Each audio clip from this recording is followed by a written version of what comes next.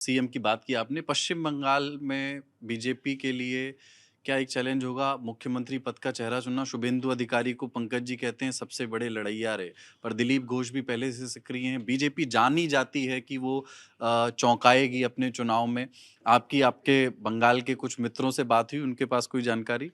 देखिए, मुझे लगता है शुभेंदु अधिकारी इस समय भवानीपुर से पीछे चल रहे हैं, मुझे लगता है। हाँ, पर नंदीग्राम से आगे। पर नंदीग्राम से आगे हैं। शुभेंदु अधिकारी अमित शाह के बड़े करीबी है और आजकल अमित शाह की चलती है इन सब मामलों में। जितने भी ज्यादातर मुख्यमंत्री हैं उनको माना जाता है बीजेपी सर्कल्स में अमित शाह जी के आदमी हैं। पर दूसरी पार्टी से आए हैं और संघ जो है बहुत जल्दी भरोसा नहीं करता है दूसरी पार्टी। सम्राट चौधरी के बारे में ये शंका थी, इसीलिए थोड़ा समय लगा। नहीं, but Kuldeep, Shubhendu has been around now for 6-7 years. ऐसा नहीं है कि कल ही आए। वो 2019 में मुझे लगता है पहली बार बीजेपी में आया, तो 8 साल उन्होंने अब बीजेपी में गुजार लिया। उन्होंने अपनी क्या कहते हैं अपनी टेस्टिंग उन्होंने पूरी तरह से कर दी। बीजेपी ने उनको टेस्ट किया है। He is the front runner, क्योंकि वो लीडर ऑफ द ऑपोजिशन भी थे। लेकिन बीजेपी में कहना मुश्किल है कि कौन किस तरह के व्यक्ति, और कोई मुझे नजर नहीं आता इस समय। Dilip Ghosh is there, but I don't think they will now go back to the old guard.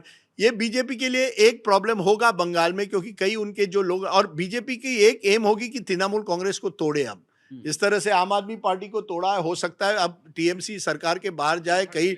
हाँ, हाँ, जोरहाट का अभी ये हाँ, जोरहाट। देखिए ना, वही गौरव गोगोई लोकसभा जीतते हैं, विधानसभा आते आते हार जाते हैं। देखिए, जनता जो है वो कुछ भी कर सकती है, कब कर सकती है, कब क्या पलटता है, ये कहना बहुत मुश्किल है।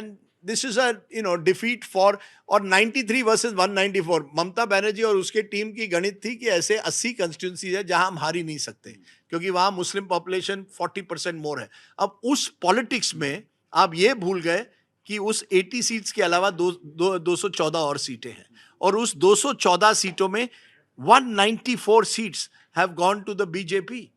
Please understand, this is Maharashtra. 90% of the other seat, जितने भी सीटें थी जहां मुस्लिम पॉपुलेशन या तो 35% से कम है, या टोटल पोलराइजेशन, जिसमें एंटी इनकम्बेंसी का भी एक रोल है, लेकिन पोलराइजेशन हुआ है। इससे आप हट नहीं सकते। लोगों को ये अच्छा नहीं लगता है, ये पॉलिटिकली इनकरेक्ट कहा जाता है, but this is the truth of India. Hindu seats are voting Hindu way, Muslim seats are voting one way. आप अच्छी लगे ना लगे, ये देश की हकीकत अब हो गई है। अब आप इसे किस तरह से देखें, मैं नहीं ज्यादा नहीं कहना चाहता, फिर वो कंट्रोवर्सी बन जाएगी। कोई उसको ये करेगा, आपका क्या कहते हैं, स्लाइड एडिट करके कहेगा देखिए राजदीप यहाँ भी हिंदू मुस्लिम रह रहे, लेकिन ये सच्चाई है देश की। मैं आपको आंकड़ों के साथ बता रहा हूं, 153 ऐसे सीटें हैं बंगाल में जहां Muslim population was 35% and was less than 20%.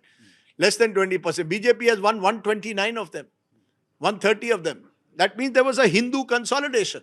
कि हिंदुओं ने कहा नहीं, अब हम ये, उसमें ये भी है ना कि मुस्लिम कंसोलिडेशन शुरू पहल, मतलब ये माना जाता है कि वो भी टैक्टिकल वोटिंग करते हैं, जहां बीजेपी हारी जाए तो बीजेपी। कई लेफ्ट के मेरे दोस्त कहते हैं कि ममता बनर्जी की वजह से बीजेपी इतनी हावी आज हो गई है। ये ममता बनर्जी की पॉलिटिक्स ने बीजेपी को इतना मजबूत किया, because she played the politics of a Muslim vote bank. उसका आज काउंटर रिएक्शन आपका हिंदू वोट बैंक हो गया है। हम तो कोई वोट बैंक, मैं तो बाहर से देख रहा हूं, पर ये देश की राजनीति के लिए अच्छा नहीं मुझे लगता है, क्योंकि देश की राजनीति विकास पर होनी चाहिए, जो भी पार्टी हो। अब आप जैसे मैंने कहा, Tamil Nadu highest growth rate, but the government is losing out. So politics is changing, and हर राज्य की पॉलिटिक्स अलग होती है, और इस अलग, और there is a lesson for secular politics. You are going to have to, आप अगर आपको सबको साथ लेकर एक इंक्लूसिव पॉलिटिक्स, एक एजेंडा देना पड़ेगा। केवल एंटी बीजेपीज्म पर नहीं चलेगा। आपको एंटी बीजेपीज्म से हटकर, ममता बनर्जी उस ट्रैप में फंस गई कि वो एंटी बीजेपीज्म से एसोसिएट हो गई।